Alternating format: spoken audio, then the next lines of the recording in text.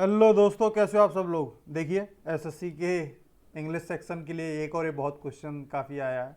और एक दो ने तो कुछ ज़्यादा ही बार पूछ लिया है कि पीक्यूआरएस या जंबल्ड सेंटेंसेस में फुल स्कोर करने की क्या निंजा टेक्निक हो। निंजा टेक्निक सीरीज का ये शायद चौथा पार्ट है, और पाँचवा छठवां से सातवां जो भी इंपॉर्टेंट टॉपिक्स हैं जिनमें बच्चों को बहुत ज़्यादा प्रॉब्लम आती है, उनमें जो भी मेरे इनपुट्स हैं, जो मेरे पर्सनल एक्सपीरियंसेस हैं, वहाँ वो मैं शेयर कर रहा हूँ, जिससे आप मैक्सिमम से मैक्सिमम स्कोर कर पाएँ। अगर आपका पीक्यूआरएस या जंबल्ड सेंटेंसेस में बहुत कमज़ोर है या उसमें बहुत मार्क्स आपके कटते हैं, तो आपको ये वीडियो सीरीज जरूर देखनी चाहिए। और भी किसी टॉपिक में अगर दिक्कत आ रही है तो ये निंजा टेक्निक सीरीज के एक प्लेलिस्ट आपको मिल जाएगी चैनल पर, वो पूरी आप देख के जाइए, आपकी बहुत हेल्प होगी। ठीक है, क्रेडेंशियल्स आप मेरे देख सकते हैं। टाइम वेस्ट किए बिना स्टार्ट करते हैं दोस्तों। इंपॉर्टेंट फैक्टर्स आपको याद रखने पड़ेंगे जब भी आप पीक्यूआरएस की बात करें या जंबल्ड सेंटेंसेस की बात करें। इसमें जो स्कोर करने के लिए तरीके हैं, उसको एड्रेस करने के लिए बहुत ज़रूरी है ये कुछ। तो उसमें एक बहुत इंपॉर्टेंट पहला एस्पेक्ट है रीडिंग स्किल्स। जब तक अगर जैसे एक मान लो चार पांच उनका आ गई लाइन्स की, जिसमें आपको ऊपर से ए रख दिया या कुछ रख दिया और नीचे जेड रख दिया, पहला ये रख दिया, छः ये रख दिया और पी क्यू आर एस करके ये चार ये रख दिया, फिर स्टेटमेंट करने। अगर आपकी रीडिंग स्किल्स नहीं है और आपको पढ़ने की आदत नहीं है, तो आपको पढ़ने पढ़ने में इतना थक जाओगे ना, तो आपको सीक्वेंस बनाने में हालत ख़राब हो जाएगी। आपको समझ में नहीं आएगा सीक्वेंस कैसे बनाए। तो सबसे पहले मोस्ट इंपॉर्टेंट फैक्टर है पीक्यूआरएस और कॉम्प्रिहेंशन दोनों के लिए कि आपकी रीडिंग स्किल्स पे आपको काम करना पड़ेगा। आपको पढ़ने की हैबिट डालनी पड़ेगी इंग्लिश लैंग्वेज को। तो वो कैसे होगी। अब देखो, कुछ लोग बोलते हैं रीडिंग पढ़ो, न्यूज़पेपर वगैरह पढ़ो। मैं भी बोलता हूँ न्यूज़पेपर वगैरह जरूर पढ़ना चाहिए। ठीक है, अगर आपको इंग्लिश में सच में अच्छा स्कोर करना है तो आपको न्यूज़पेपर वगैरह पढ़ना पड़ेगा। इसका एक यही नहीं बेनिफिट, इसका करंट अफेयर में भी बेनिफिट होता है, बहुत चीज़ों में बेनिफिट होता है इसका। ठीक है, तो न्यूज़पेपर मोस्ट इंपॉर्टेंट है जिसको करना चाहिए। डेली 1 से 1.5 घंटा आपको न्यूज़पेपर जरूर पढ़ना चाहिए। अब ये नहीं कि आप सीधे दिन पहले दिन न्यूज़पेपर पढ़ने बैठो और उसमें आप सीधे आर्टिकल पढ़ोगे, एडिटोरियल पढ़ोगे। भाई नहीं, जो आपके इंटरेस्ट की चीज़ें। अगर मान लो फॉर एग्जांपल आप क्रिकेट फैन है, तो क्रिकेट वाला पेज उठाओ, क्रिकेट की सारी न्यूज़ अच्छे से पूरी पढ़ लो, उसमें आपको इंटरेस्ट भी आएगा, आपको ऐसा लोड भी नहीं पड़ेगा और धीरे धीरे रीडिंग हैबिट डेवलप होगी। अब देखो, एक दिन में तो ऐसा है नहीं कि आप न्यूज़पेपर उठाओगे या कुछ भी पढ़ने बैठोगे एक दिन में आप एक्सपर्ट हो जाओगे, वो नहीं होता। आपको थोड़ा टाइम देना पड़ेगा कोई भी इंप्रूवमेंट करने के लिए। कोई भी किसी भी फील्ड में इंप्रूवमेंट करना हो, मैथ हो, रीजनिंग हो, जी को, हर जगह में थोड़ा टाइम देना होता है, तभी आपकी चीज़ें इंप्रूव होती हैं। तो वो टाइम देना, कंटिन्यू पढ़ना, शुरुआत में अपने इंटरेस्ट की चीज़ें पढ़ना, धीरे धीरे धीरे धीरे आपका इंटरेस्ट डेवलप होने लगेगा और 1 से 2 महीने में आप काफ़ी इंटरेस्ट डेवलप हो जाएगा। फिर आपकी ऐसी हैबिट बन जाएगी, आप छोड़ नहीं पाओगे न्यूज़पेपर, आपकी वो डेली मॉर्निंग की ज़रूरत सी बन जाएगी। ठीक है, तो इसलिए ज़रूरी है कि न्यूज़पेपर आप पढ़ें, उससे आपकी रीडिंग स्किल्स इंप्रूव होंगी। और ना ये सिर्फ आपके पीक्यूआरएस में हेल्प करेंगी, ये आपके क्लोज टेस्ट में भी हेल्प करेंगी, कॉम्प्रिहेंशन में भी हेल्प करेंगी, ओवरऑल इंग्लिश के हर एक एस्पेक्ट में, हर एक टॉपिक में हेल्प करेगी ये। ठीक दोस्त, तो सबसे ज़रूरी है कि आपको रीडिंग स्किल्स आपकी इंप्रूव करनी पड़ेंगी अगर पीक्यूआरएस में उसमें आपको स्कोर अच्छा करना है। ठीक है, आते हैं दूसरे टॉपिक पे कि आपको सेंटेंस का स्ट्रक्चर पता होना चाहिए। मतलब फॉर एग्जांपल कोई सेंटेंस है, ये पूरा कंप्लीट सेंटेंस हुआ, यहाँ वो लग गया, तो आपको पता होना चाहिए कि नाउन क्या है, वर्ब क्या है, सब्जेक्ट क्या है, एडवर्ब क्या है, और ये जितने भी होते हैं अलग अलग प्रोनाउन वगैरह, ये सब क्या क्या है और कौन कौन से हैं। मान लो एक जो आपका दिया गया 5 लाइन्स का, उसमें वर्ब पे एंड हो रहा है या एडवर्ब पे एंड हो रहा है, तो आपको पता रहे कि नेक्स्ट इसके बाद क्या आता है और क्या आएगा। ठीक है, मान लो फॉर एग्जांपल लास्ट में आपको यहाँ पे कहीं एंड हुआ और अगला जो आना चाहिए वो सब्जेक्ट आना चाहिए, और अगर वहाँ पे ऑप्शंस में देख रहे हो आप वर्ब का ऑप्शन दिख रहा है, तो वर्ब का ऑप्शन आप अपने आप एलिमिनेट कर पाओगे। ठीक है, तो ये चीज़ें हैं। इसलिए आपको सेंटेंस फॉर्मेशन कैसे होती है, सेंटेंस का स्ट्रक्चर क्या होता है, कैसे कहाँ नाउन होती है, कहाँ आर्टिकल होता है, कहाँ प्रोनाउन होती है, कहाँ प्रीपोजिशन होती है, वो पूरा आपको आइडिया रहना जरूरी है। और उसके लिए आपको ग्रामर पढ़ना पड़ेगा, ग्रामर के रूल पढ़ने पड़ेंगे, और ये इस चीज़ की आपकी एरर्स में भी हेल्प होगी, इसमें भी हेल्प होगी। ठीक है, पीक्यूआरएस ऐसी चीज़ है कि उसके लिए एक कोई पर्टिकुलर ऐसी चीज़ नहीं कि एक ट्रिक बता दो और उससे हो जाएगा। उसके कई सारे पहलू हैं, कई सारे एस्पेक्ट्स हैं जिनको आपको कवर करना पड़ता है, तब पीक्यूआरएस और जंबल्ड सेंटेंसेस में आपका स्कोर इंप्रूव होता है। वो सारे एस्पेक्ट मैं यहाँ डिस्कस कर रहा हूँ, एक मैं कर चुका हूँ, दूसरा एक कर रहा हूँ, और तीसरा चौथा जो भी है वो अभी एक करने वाला हूँ। ठीक है, तो ग्रामर बहुत इंपॉर्टेंट है।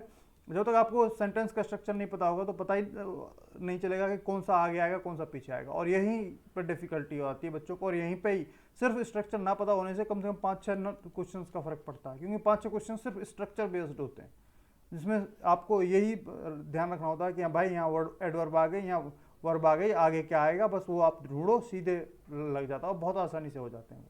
ठीक है, तो आपको ग्रामर पे अपने सेंटेंस फॉर्मेशन के उस टॉपिक पे, टेंसेस पे जाइए, टेंसेस अच्छे से पढ़िए। टेंसेस बहुत इंपॉर्टेंट है, सिर्फ इसके लिए नहीं, वो एक्टिव पैसिव वॉइस के लिए भी और वॉइस नरेशन के लिए भी इंपॉर्टेंट है। तो टेंसेस चैप्टर बहुत इंपॉर्टेंट है ग्रामर का। सिर्फ इसके एक एग्जाम एक टॉपिक में नहीं आएगा, ये आपकी बहुत टॉपिक्स में हेल्प करता है। तो टेंसेस लोग अलग अलग सब्जेक्ट वगैरह, एग्रीमेंट और ये सब क्वेश्चन टैग और ये सब पढ़ते रहते हैं, लेकिन टेंसेस को नहीं पढ़ते। टेंसेस बहुत इंपॉर्टेंट है अगर ग्रामर में आपको अच्छा करना है। अगले टॉपिक की बढ़ते हैं, प्रैक्टिस।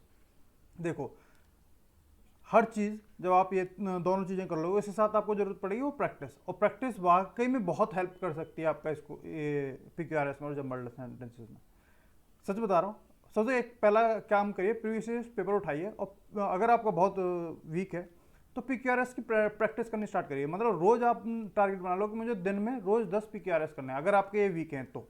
अगर वीक नहीं है, आपके सब नॉर्मल है, तो अलग बात है। जो टॉपिक, किसी भी टॉपिक में अगर आपको दिक्कत आ रही है तो प्रीवियस ईयर पेपर उठाइए और हर रोज 10 सवाल उसके जरूर करिए। जब भी आप फ्री हो वो 10 सवाल जरूर करिए। तो प्रीवियस ईयर से उठाइए और 10 PQRS रोज प्रैक्टिस करिए, और अच्छे से देख देख के समझ के करिए। ठीक है, सबसे पहले देखिए, अटेम्प्ट करिए, सही हो गया सही है, और गलत हो गया तो गलत है। तो दोनों को फिर देखिए कि कैसे कैसे लाया गया है, कहाँ से क्या फॉर्मेशन बन रहा है, पूरे जो 5-6 सेंटेंसेज हैं जिनको ऐड हो रहा है वो कैसे फॉर्मेशन बन रहा है। ठीक है, तो उससे धीरे धीरे आप करोगे ना, 1-1.5 महीने करोगे, आपको खुद अपने अंदर दिखेगा। अभी फॉर एग्जांपल 6 से 7 अगर आपके PQRS गलत हो रहे हैं, तो देखिए 1-2 महीने आप अच्छे से करोगे तो ये घट के 2 से 3 आ जाएगा। अभी मैं जानता हूँ बहुत से लोगों को, अगर मान लो जैसे एक एस्पेक्ट बात करते हैं, 20 PQRS आते हैं मेंस में, CPO CGL जिसमें भी 20 PQRS आते हैं, और 20 में से अगर आपके 5 से ज़्यादा गलत हो रहे हैं तो मतलब वरिंग साइन है। ये आपको करना चाहिए इस पर काम, नहीं तो फिर ये ऐसे बना रहेगा, 5 से 6 भी हो सकते हैं, 7 भी गलत हो सकते हैं। एक आइडियल सिचुएशन है 1 से 2 गलत होना। 1 से 2 गलत किसी भी उसमें हो जाता है, उसमें कोई भी दिक्कत नहीं है। 1 से 2 अगर गलत हो रहा तो आपका बहुत बड़ा ये मेजर इश्यू नहीं है, बट अगर 5 गलत हो रहे हैं तो मेजर इश्यू है। ठीक है, एक और जो एस्पेक्ट है इसका, वोकेबलरी। हालांकि इतना बड़ा मेजर फैक्टर नहीं है, बट कई बार क्या होता है कि जो सेंटेंसेस वगैरह होते हैं ना, उनमें अच्छे कुछ वर्ड्स यूज कर दिए उन्होंने, फॉर एग्जांपल आपको समझ में ही नहीं आए कि वो उसका मीनिंग क्या है, तो मीनिंग ही समझ में नहीं आएगा उन 5-6 सेंटेंसेस का, किस टॉपिक पे है वो जो 5-6 सेंटेंसेस हैं, तो आप नहीं अरेंज कर पाओगे। ठीक है, तो इसलिए वोकेबलरी एक है, बहुत बड़ा मेजर फैक्टर नहीं है, बट ये हेल्प कर देता है आपका अच्छा स्कोर करने में। ठीक है, तो ये एक है, इस पर भी आप काम करते रहिए, और इसके लिए भी मैंने बता रखा कैसे, वीडियो भी डाली हुई है, वोकेबलरी आप कैसे इंप्रूव करें। क्या है, देखो हर चीज़ ना, इंग्लिश वाले सेक्शन में ऐसी चीज़ है, इंग्लिश ऐसा सब्जेक्ट है SSC के लिए या किसी भी एग्ज़ाम के लिए, वो इंटरकनेक्टेड है। आपके एरर्स हो गई, PQRS हो गए, क्लोज टेस्ट हो गए, कॉम्प्रीहेंशन हो गए, ये सारी चीज़ें एक दूसरे से इंटरकनेक्टेड हैं। एक्टिव पैसिव हो गए, तो एक चीज़ की बताएंगे उसका दूसरे में हेल्प होगा, दूसरी चीज़ की बताएंगे उसका इसमें भी होगा। तो ऐसे ही है, एक चीज़ में ऐसा नहीं है कि एरर है उसका एक रामबाण बता दूं वो आप कर लो और उससे सारी आपकी एरर की हमेशा दिक्कत खत्म हो जाएगी। एरर की में जो चीज़ें हेल्प करेंगी वही चीज़ें आपको क्लोज टेस्ट में भी हेल्प करेंगी, वही चीज़ें आपको PQRS में भी हेल्प करेंगी, और वही चीज़ें आपकी एक्टिव पैसिव में भी हेल्प करेंगी। तो इंटरकनेक्टेड है इंग्लिश में, ये चीज़ ध्यान रखिएगा। दूसरा एक बहुत इंपॉर्टेंट सोर्स है आपके लिए, जो भी PQRS की करना चाहते हैं, तो प्रीवियस ईयर्स पेपर करिए, कोशिश करिए, क्योंकि जो मॉक्स वगैरह में होते हैं कई बार, तो जो भी बनाते हैं, मैं उनके अगेंस्ट नहीं हूँ या कुछ भी नहीं हूँ, बट उसमें और जो एक्चुअल पेपर में आता है उसके PQRS में थोड़ा सा डिफरेंस होता है। ठीक है, तो एक्चुअल पेपर्स के, इसीलिए मैं कहता हूँ कि प्रीवियस ईयर्स पेपर्स के उठाइए। जो भी किसी भी टॉपिक में अगर आपको दिक्कत हो रही है तो सबसे पहले प्रीवियस ईयर्स के पेपर्स की प्रैक्टिस करिए, ना कि मॉक्स के करिए। ठीक है, क्योंकि ये क्वेश्चंस आए हुए हैं, ऐसे क्वेश्चंस SSC पूछ रही है, ना कि ऐसे जो मॉक्स में आए हुए हैं लाए जा रहे हैं। हालांकि कई बार मॉक्स में भी ज़्यादातर प्रीवियस ईयर्स ही उठा के रखते हैं वो, बट फिर भी प्रीवियस ईयर्स का प्रैक्टिस करिएगा, बहुत मोस्ट इंपॉर्टेंट सोर्स है अगर आपको अच्छा स्कोर करना है। ठीक है, मॉक्स की इंपॉर्टेंस मैं बता चुका हूँ कि फिर जब प्रीवियस ईयर से कर लो तो प्रैक्टिस और मॉक्स ही है, और जिससे धीरे धीरे PQRS इंप्रूव होगा। जब तक प्रैक्टिस किसी भी टॉपिक की नहीं करेंगे तब तक वो नहीं होता इंप्रूव। बाकी ये है, और ये आई होप अब मैंने काफ़ी अच्छे से एड्रेस कर दिया। और इसका कोई ऐसा पेनेसिया कुछ नहीं है इसका कि एकदम से बताया जाएगा हो जाएगा। इंटरकनेक्टेड चीज़ें, आई होप मैं कई बार रिपीट कर चुका हूँ ये, और आई होप ये समझोगे आप। इसके अलावा किसी और टॉपिक में दिक्कत आ रही हो तो बताइएगा, क्योंकि देखो PQRS ऐसी चीज़ है इसमें आपको कोई भी एक ऐसी चीज़ नहीं बता सकता ये कर लो और उससे सब कुछ सॉल्व हो जाएगा। ठीक है, ये 3-4 चीज़ें जो मैंने बताई हैं वो सारी आपको कवर करनी पड़ेंगी, तब अपने आप धीरे धीरे इंप्रूव हो जाएगा। और थोड़ा सा टाइम देना, ये नहीं कि एक दिन में आप करने लगो या 2 दिन में आप करने लगो और फिर नहीं होगा इंप्रूव और फिर करने लगो, भला ये तो हो ही नहीं रहा, कैसे करें क्या करें। थोड़ा सा टाइम दीजिएगा, मेहनत कंटिन्यू करते रहेगा, होने लगेंगे। ठीक है दोस्तों, चलो मिलेंगे फिर, तब तक टाटा बाय बाय।